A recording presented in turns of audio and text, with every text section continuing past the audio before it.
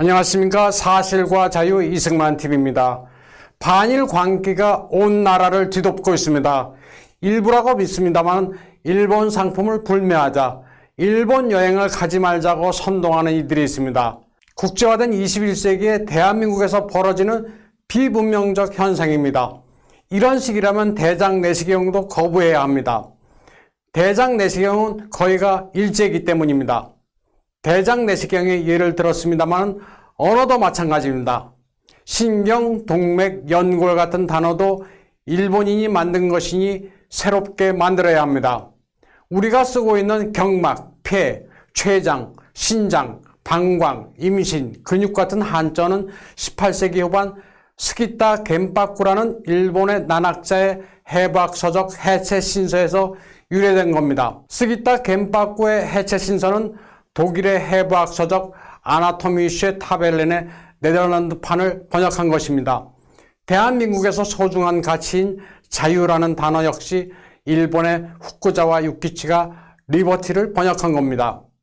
이처럼 민족, 민족주의, 문화, 경제, 종교, 철학 등 우리가 일상적으로 쓰는 한자어들은 모두 일본에서 도입된 어휘입니다. 동아시아에서 일본이 먼저 서구 문물을 받아들여 이를 내재화하면서 개념화한 것인데, 이를 화제 한어, 일본어로는 와세 강고라고 합니다. 중국도 일본인이 만든 화제 한어를 자연스럽게 쓰고 있습니다. 현대 중국어 명사의 70%가 일제인 셈입니다. 화제 한어는 일청일로 전쟁 이후 중국을 근대화시켜야 하겠다고 느낀 많은 지식인들이 일본을 유학하면서 서적을 접하고 이를 번역하면서 중국어에 새로 편입된 것들입니다. 의식, 우익, 좌익, 계급, 공산주의, 공화, 실현, 진화, 전문, 유물론 같은 단어들도 이런 과정을 통해 중국어로 정착한 겁니다. 단적으로 중화인민공화국의 인민과 공화국도 일본 유래입니다. 일본에서 만들어져 중국으로 역수출된 단어들은 사회주의, 공산당, 간부 등 상용어를 포함해 800단어 이상인데, 마오쩌둥, 량치차오, 순원, 루신 등은 이에 대해 전혀 거부감이 없었고 오히려 환영했습니다. 마오쩌둥은 정풍운동을 벌이면서 문서 표현을 풍부하게 하기 위해서는 외국어에서 본받아야 한다고 역설했습니다. 마오쩌둥이 화제 한어가 없었다면 모택동 사상이나 실천론을 쓰지 못했을 것이라는 게 언어학자들의 이야기입니다. 물론 중국에서도 화제 한어에 대한 반발이 있기는 했습니다. 중국의 대표적 번역가인 옌푸는 화제 한어보다는 주로 중국의 고전을 차용해 신조어를 만들자는 입장이었습니다. 예를 들면 물리학은 격치학, 경제학은 계학, 사회학은 군학, 형이상학은 현학으로 하자고 주장했습니다.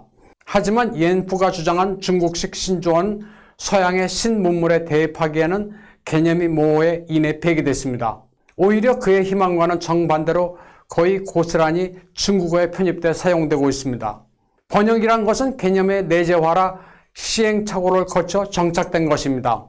소사이어티란 단어의 경우 후쿠자와 유키치는 인간교제로 번역했고, 다른 이는 인륜교제라고 했다가 여러 시험을 거쳐 사회로 정착됐습니다. 또 우스갯소리 같지만 영어의 I love you를 일본의 논문학자 후타와테 시메이는 죽어도 좋아로 번역했고, 나침의 소새끼는 달이 아름답군요로 번역했습니다. 서양에서 말하는 러브의 개념이 일본에서는 애매모호했기 때문입니다. 지금 우리가 쓰는 한자가 화제 한어인 이유는 간단합니다. 우리가 근대화 과정에서 뒤처져 일본에서 개념을 수입했기 때문입니다. 이를 고치려는 시도는 불가능에 가깝고 부질없는 짓입니다.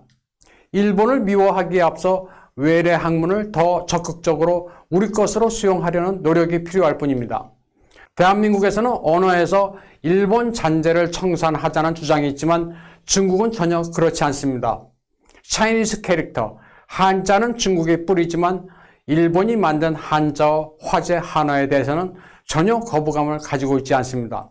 오히려 화제 한어를 신한유이란 이름으로 자연스럽게 수용해 어휘를 풍부하게 하고 있을 뿐입니다. 반일 종족주의에서 비롯된 언어 속 일본 잔재 청산은 창조를 위한 해체가 아니라 또 하나의 문명 파괴일 뿐입니다.